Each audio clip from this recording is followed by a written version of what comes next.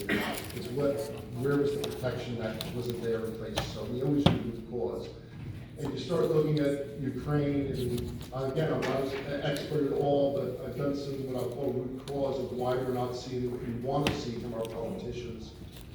And it's because, as we all know, they're corrupt. They're corrupt in other ways. Right.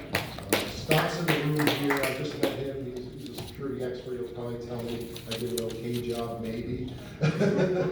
Or I didn't have a clue what I'm talking about, but this came from some really good people. And I'm gonna use my notes here because, again, this is not my DNA, but I wanted you to know about this stuff here. Let me just go back to the slide here.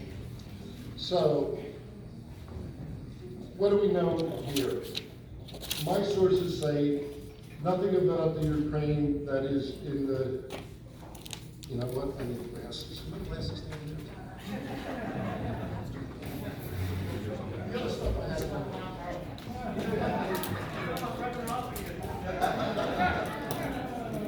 Oh, look a little more dignified now. Nothing about the Ukraine that is in the national news or social media is reliable or portrayed accurately. That's right. The invasion was going to happen in 2017 had Hillary won. That's what they're telling me. Despite the theater and the hand-wringing, from all appearances, the outcome is predetermined. Putin will get part of the Ukraine or install a new government. If you remember from the Ukraine impeachment call, all those actors are the ones setting up what is currently happening now in Ukraine. They just slid the time frame to after Trump. And the scary part, I think, is we've emboldened China that they're likely to do something with Taiwan. Oh, yeah. So, who knows what the power failure was there yesterday, but there was a power failure in Taiwan, right? So what's interesting, these slides are really dense that were put together, but there's an individual, and it's Ivana Vanorkovich, who grew up as a party girl in Ukraine, who later worked in the Ukrainian U.S. Embassy in Ukraine, moved to D.C., and became an intern for Nancy Pelosi. Some of her social media tweets, because you can't read all this, this is what she thinks about Pelosi in her tweets. She's satin and steel. She wages war on Trump. She's a less words, more action type of woman. T 23 hours until Speaker Pelosi is back to returning the country to its rightful place as a global leader of democracy. This is Ivana talking, right? And then she talks about Adam Schiff. Schiff.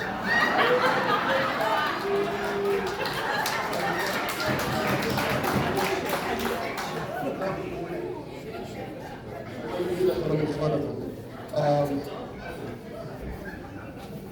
His tweets are, and she retweeted his words, there's an epidemic of cowardness in the GOP. I agree with that. Yes, very true. House Intel hires former Russian mob prosecutor to lead the Trump probes. Schiff was a prosecutor that prosecuted Russian mobsters in California prior to Congress. And he reached an agreement with the whistleblower before the testimony. So they're all happy, she's all happy about this stuff. There's a person here that's in this slide, Alexandria Kapulka. And it was interesting, she was on this slide as connections to Ivana. And you go to the next slide here, and who is she? And Alexandria Kapulka is a DNC employee, right? Democrat National Committee employee. An executive at the Ukraine for Hillary Foundation. Wow. Did you know Hillary had a foundation? You can't make this stuff up, right? So both Ivana and Alexandria have connections to this other person, Julia McGonigal. who is connected to radical Islam activists and organizers. Also connected to the Chechen battalion fighters in the Ukraine. So you hear about Putin sending the Chechens in to take out the president there, right? They're all right here working in the White House, I mean in the Capitol. You can't make this stuff up. You really can't. And then she's on the battlefield with these fighters, and we've got over a million sniper rifles from this country. So I don't know if we armed with them, or they stole her, or who knows, they left over another war, but they're using U.S. arms. Afghanistan. It's the timing's wrong. This is a couple of years ago. So we take this a little further.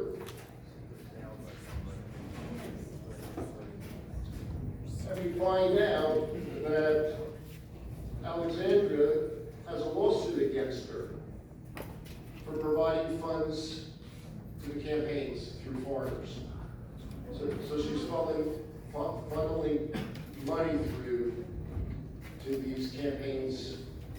It gets worse. Well, yeah. So, yeah, Adam Schiff is involved in this. I'm not going to read this whole thing. There's just too much here. But the relevance is he's working with Igor Pasternok, with Kazakhstan, raised in the Soviet Union but came to this country. And his niece is related to Schiff.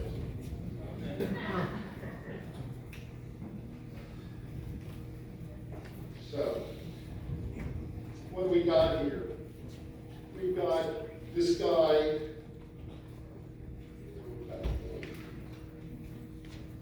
get his name, Igor Pasternok, is holding fundraising events at his estate in Washington, D.C. He's got 4 houses in the United States.